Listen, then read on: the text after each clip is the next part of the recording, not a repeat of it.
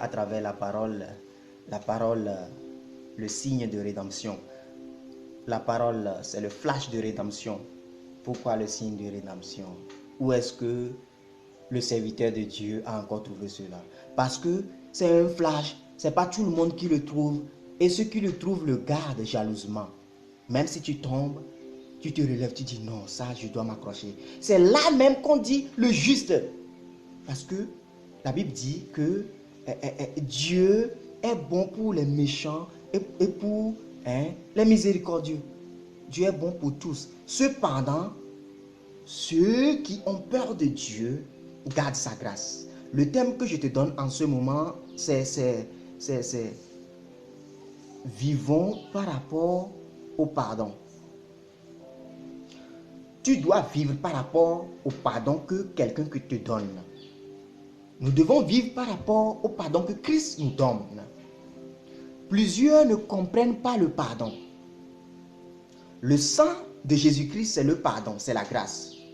Et nous avons été dans la miséricorde pour nous repentir. Et lorsque nous nous repentons, en comprenant le péché d'Adam, malgré que c'est Ève qui a été séduite, puisque lui, Adam et Ève sont un, lorsque Ève a reçu le message, le faux message de Satan, et il a dit c'est bon et agréable. Et Adam et Ève sont tombés, ils ont eu la chute, parce que c'est la parole de l'ennemi qui est le fruit de la connaissance du bien et du mal. Lorsque tu reçois cela, et tu sais que c'est Christ qui a sauvé, parce que Dieu a séparé Adam. La Bible dit dans Genèse 3, et Dieu chassa Adam du jardin, parce que c'est lui qui a la responsabilité. Alléluia. Donc le pardon, c'est la responsabilité. Aujourd'hui, nous représentons tous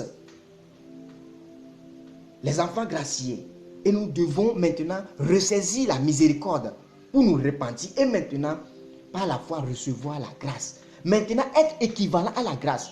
Si nous voyons dans Matthieu 18, le verset 21 à 35, Pierre demande à Christ, combien de fois devais-je pardonner? Christ dit, à perpétuelle répétition, tu dois pardonner. Vous voyez? Lorsque quelqu'un me pardonne, je dois être équivalent au pardon pour ne pas encore blesser la personne. Dieu me pardonne, je dois être équivalent à ce pardon pour ne pas blesser encore Dieu. En faisant quoi? Dieu, aide-moi. Parce que la prière, c'est la communication avec Dieu. À vivre dans ta volonté parfaite. Seigneur, aide-moi. Si quelque chose ne passe pas dans ma vie, bloque cela. Si je dois refaire quelque chose plusieurs fois pour le recevoir, donne-moi des signes. Seigneur, aide-moi à vivre dans la simplicité, à ne voir que le jugement dernier. Alléluia. Plusieurs ont reçu le pardon de leurs frères, mais ils ne comprennent pas ce qui veut dire le pardon. Dans le mariage, ta femme, ton mari te pardonne, mais il faut être équivalent à cela, être humble pour ne pas encore blesser ton mari ou ta femme.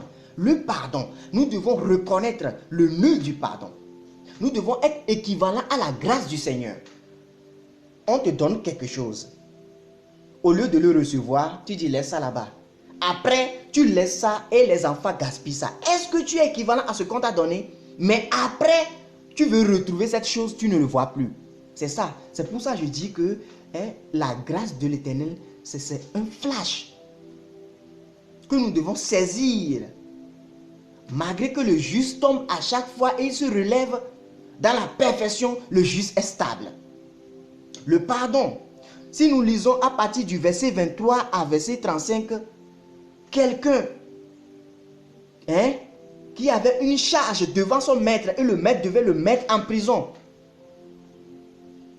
La gracier a gracié cette personne. Et cette personne-là, quelqu'un le devait aussi. Il avait une charge avec aussi son frère. Lui, il a mis son frère en prison. Et qu'est-ce que Jésus-Christ dit dans ce parabole? Suite au message, à la réponse qu'il a donnée à Pierre, il dit que c'est comme ça que Dieu va traiter ceux qui ne pardonnent pas. Parce que ceux qui ne comprennent pas l'explication du mot pardon. Lorsqu'on te pardonne, tu dois aussi pardonner et tu dois vivre la justice. C'est l'enfer éternel, c'est l'étang de feu. C'est l'enfer dont Christ parle. Donc, lorsque nous recevons le pardon, nous devons vivre par rapport à ce pardon. Être humble et demander la volonté de Dieu chaque jour, la volonté parfaite. Seigneur, aide-moi dans l'humilité. Et lorsque nous écoutons la parole, nous devons nous mettre et être debout sur la charité. 1 Corinthiens 13, le verset 1 jusqu'au verset 13. Le fruit de l'esprit, c'est la charité. Et nous devons le lire. Soft, être patient, être lent à la colère, pardonner, oublier. Parce que tout commence à partir de ce monde. Le châtiment commence. Et certains sont aveuglés et ils vivent dans le péché. Le mensonge. Le mensonge, c'est la prostitution. Le mensonge, c'est l'adultère. L'adultère contre Dieu. Alléluia. Que Dieu nous aide. Recevons le pardon et ayons peur de Dieu en demandant dans la communication en prière, Seigneur, aide-moi, c'est toi qui peux le faire. Et lorsque Dieu dit, toi, tu ne t'habilles pas bien, habille-toi comme un enfant de Dieu, tu dois écouter. Toi, tu parles trop, tu dois écouter Dieu, aide-moi à retenir mes paroles. Et tu vas voir petit à petit, la perfection va te posséder. Et Dieu dira, ma grâce te suffit.